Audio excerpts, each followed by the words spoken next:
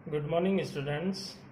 जैसा कि हमने पिछली क्लास के अंदर एक तो अनुवांशिकी की परिभाषा यानी जीव विज्ञान की शाखा और एक अनुवांशिक लक्षण क्या होते हैं इसके बारे में अध्ययन किया था। चलिए अगला पॉइंट जो हम ले रहे हैं वो है वंशागति। यानी ये थोड़ी सी परिभाषा देख लेते हैं, इससे अपने को आइडिया लग जाएगा कि चैप्टर के बारे में कुछ क्या सिस्टम है इसके अंदर, क्या क्या अपने पॉइंट पढ़ने हैं। तो वंशागति क्या होता है, देखो इसमें हमने देखा था अनुवांशिक लक्षण में कि जो लक्षण होते हैं युग्मकों से एक पीढ़ी से दूसरी पीढ़ी में लक्षणों का संचरण होता है, तो उन लक्षणों को कहते हैं अनुवांशिक लक्षण। अब ये लक्षण जब एक पीढ़ी से दूसरी पीढ़ी में जाएंगे तो इन्हें क्या कहेंगे, वंशागति कहेंगे। यानी हमारे माता पिता से हमारे अंदर कोई लक्षण आएंगे तो उन लक्षणों को क्या कहेंगे, लक्षणों की संचरण को क्या कहेंगे, इनको कहेंगे वंशागति। तो इसकी परिभाषा हो जाएगी अनुवांशिक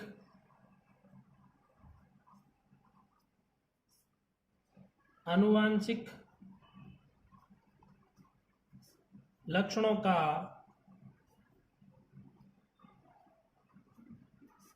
जनक पीढ़ी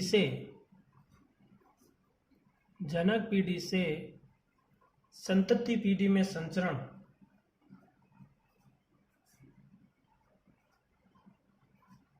संतति पीढ़ी में संचरण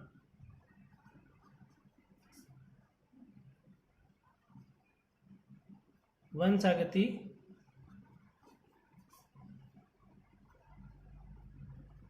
कहलाता है। यानी अनुवांशिक जो लक्षण होंगे वो अनुवांशिक लक्षण जनक पीढ़ी से संतति पीढ़ी में आएंगे, तो आने से जो संचरण होगा इस संचरण को अपन क्या कहेंगे, वंशागति कहेंगे। और यहाँ पर जो वंशागति है इसको अंग्रेजी में कहते हैं हेरिडिटी। इसको अंग्रेजी में कहते हैं हेरिडिटी।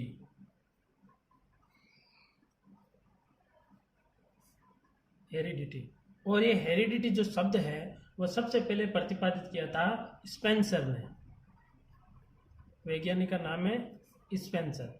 यानी हेरिडिटी जो शब्द है सबसे पहले प्रयोग करने वाले व्यक्ति जो थे, जो साइंटिस्ट थे, उनका नाम था स्पेंसर। चलिए अब रूपरेखा के अकॉर्डिंग हमारा अगला पॉइंट जो है वो है ग्रेगर जॉन मेंडल का परिचय। यानी अगली हेडिंग रहेगी हमारी, पहला point Gregor John Mendel. Gregor John Mendel. चलिए अब ग्रेगर जॉन मेंडल के बारे में कुछ विशेष बातें आपको ध्यान रखनी है। पहली बात, इन्हें अनुवांशिकी का जनक कहते हैं। तो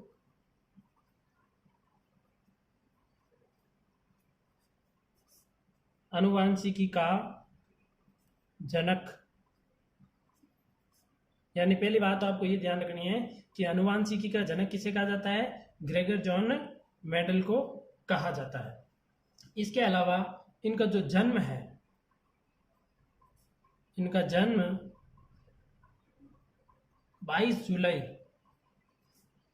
1822 को, इनका जन्म 22 जुलाई 1822 को ऑस्ट्रिया के हेंजेनडॉर्फ,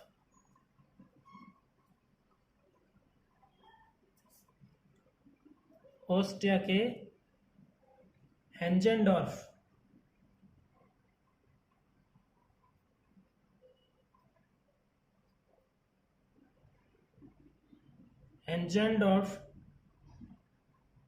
प्रांत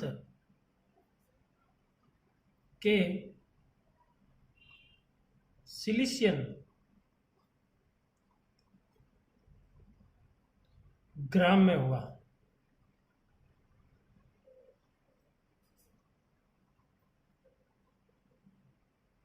चलिए तो इनका जो जन्म है वो 22 जुलाई 1822 को ऑस्ट्रिया के हेंजेनडॉर्फ प्रांत के सिलिशियन नामक ग्राम में इनका जन्म हुआ।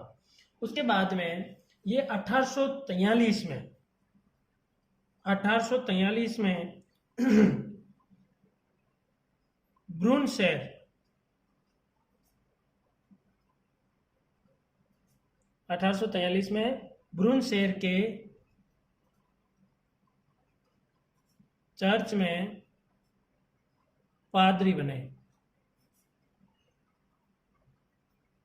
चलिए 1843 में ये जो ब्रून शहर था जो कि वहीं था, तो वहां पर एक चर्च के अंदर ये पादरी बने। अब जब ये पादरी बने थे तो इन्होंने वहां पर एक उद्यान था और उस उद्यान के अंदर मटर के पौधे लगे हुए थे तो उन्होंने उस उद्यान में मटर के पौधों पर तकरीबन 7 वर्ष तक संकरण के प्रयोग किए। तो आगे लिख सकते हैं, मटर उद्यान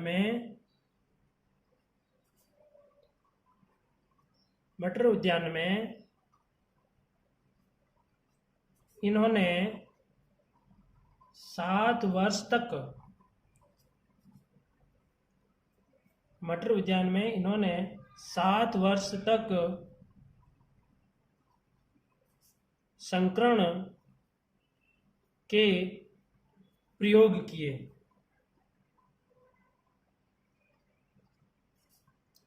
जो मटर के पादप थे उन मटर के पादपों पर इन्होंने 7 वर्ष तक वहां पर क्या किया, संकरण के प्रयोग किए। अभी संकरण के बारे में भी बताऊंगा आपको। और उसके बाद में उन्होंने क्या, कुछ नियम बनाए। तो वो नियम उन्होंने उसके बाद में एक वहीं पर एक संस्था थी, उस संस्था का नाम था ब्रून सोसाइटी ऑफ नेचुरल हिस्ट्री। तो उसके सामने उन्होंने निष्कर्षों को प्रस्तुत किया कि देखिए हमने ये इस पर प्रयोग किया और ये निष्कर्ष निकले। ठीक है, तो लिख सकते हैं, आगे लिखेंगे, इन प्रयोग के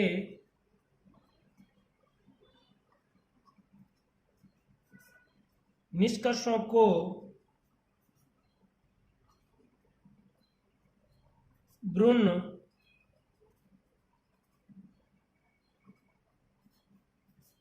society of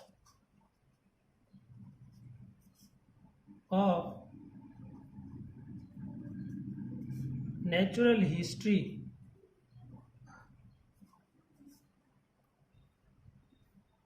ब्रून society of natural history के समक्ष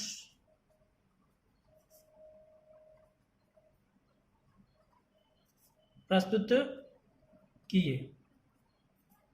ये जो मटर के पादप पे इन्होंने जो प्रयोग किया, उन प्रयोगों से जो निष्कर्ष निकले, उन निष्कर्षों को उन्होंने एक संस्था जिसका नाम था ब्रून सोसाइटी ऑफ नेचुरल हिस्ट्री, उनके सामने इन्होंने क्या किया, प्रस्तुत किया और कुछ नियम वगैरह जो भी दिए। अब इन्होंने इन प्रयोगों के अंदर क्या निष्कर्ष निकाले, क्या प्रयोग किए, वो तो हम आगे पढ़ेंगे, लेकिन ये तो इनका सामान्य परिचय, इसलिए मैं अभी नहीं बता रहा हूँ, आपको थोड़ी देर बाद बताएंगे।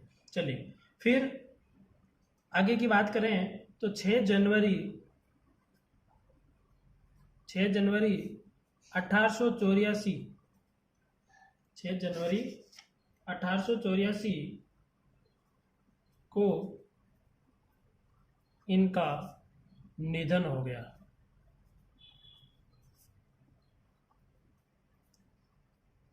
हालांकि एग्जाम की दृष्टि से देखा जाए तो ये कोई खास चीजें नहीं है, लेकिन अब जब पाठ पढ़ ही रहे हैं तो सिर्फ रटने के हिसाब से या फिर बोर्ड के हिसाब से क्यों, पूरे नॉलेज के हिसाब से पढ़ना चाहिए ना।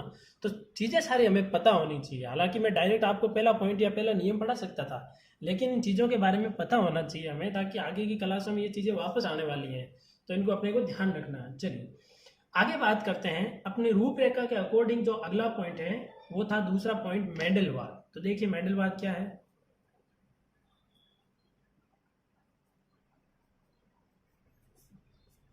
मेंडलवाद, चलिए अब क्या हुआ कि जो ग्रेगर जॉन मेंडल ने मटर के पादपों पर संकरण के प्रयोग किए, जब इन्होंने प्रयोग किए तो इन निष्कर्षों के आधार पर कुछ नियमों का प्रतिपादन किया। किसका प्रतिपादन किया? नियमों का। और जब इन नियमों का प्रतिपादन किया तो इन नियमों को ही कहा जाता है मेंडलवाद। तो हम क्या लिखेंगे? मेंडल द्वारा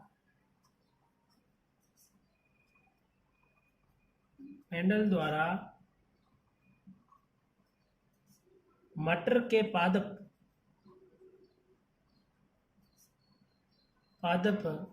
पर किए गए प्रयोग के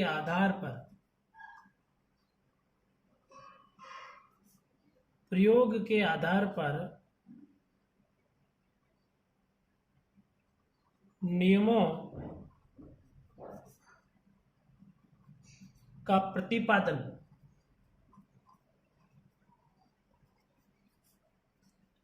प्रतिपादन किया, जिसे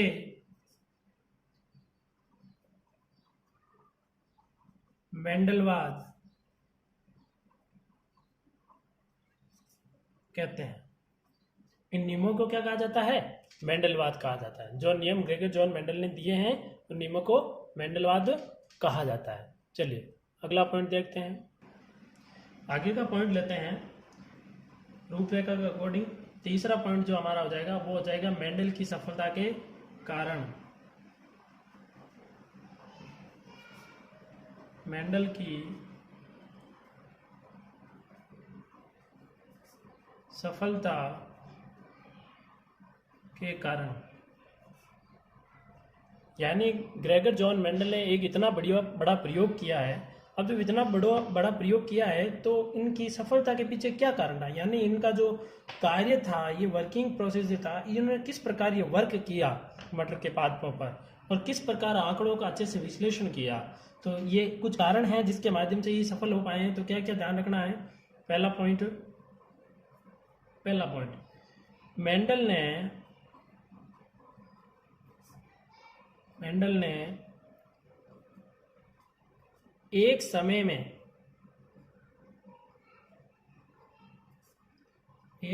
में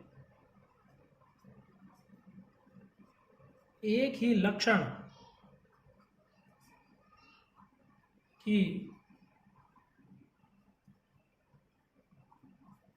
वंशागति का अध्ययन किया। पहला पॉइंट ये हो गया कि इन्होंने एक ही समय में एक ही लक्षण की वंशागति का अध्ययन किया। जैसे मटर के पादप में 7 प्रकार के लक्षण पाए जाते हैं, 7 जोड़ी लक्षण, अभी थोड़ी देर बाद आगे बताऊंगा। उन्होंने क्या किया? सिर्फ एक समय में एक ही लक्षण की वंशागति का अध्ययन किया, उसके बाद अगले लक्षण की। तो पहला कारण तो ये हो गया, भाई सभी लक्षणों की वंशागति का अध्ययन एक साथ नहीं किया, इन्होंने अलग अलग किया। दूसरा कारण ये हो गया कि मेंडल ने संकरण प्रयोग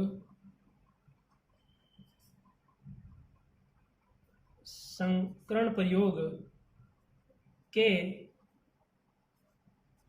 सभी आंकड़ों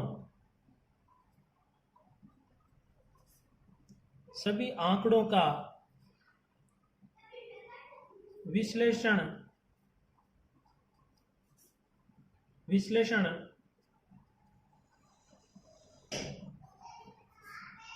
सावधानी पूर्वक किया। यानी जितने भी आंकड़े प्राप्त हुआ था उनका विश्लेषण भी बहुत अच्छे से किया। अभी कैसे किया, जैसे हम नियम पढ़ेंगे तब आपको समझ में आएगा। ठीक है, चलिए। और तीसरा पॉइंट अपन लेते हैं, इन्होंने मटर के पादप का चयन भी सावधानी पूर्वक